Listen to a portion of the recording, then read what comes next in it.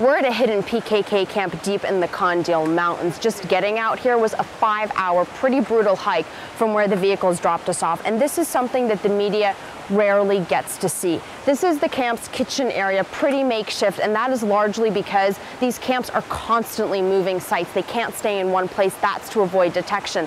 The waters that run through here are so clean and clear, they're actually drinkable. It's all about living off of what nature has to offer. Now, the PKK has been called a terrorist organization by the United States and by the Iraqi government. Most of the time when you hear about them in the media, it's during clashes with Turkish troops or when Turkey accuses them of carrying out an act of terror. What we're seeing right here is that even though the PKK has long, for decades, been fighting Turkish troops trying to establish a Kurdish state in southeastern Turkey, their cause has evolved into something that is really so much more. It is about drastic social change. It's about the empowerment of women.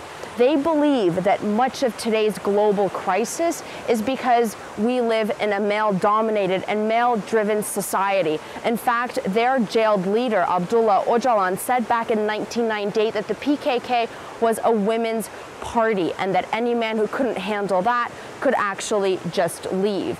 And talking to the men here, they will tell you that the worst insult directed at them, even though they are very hardened fighters, is to be called macho.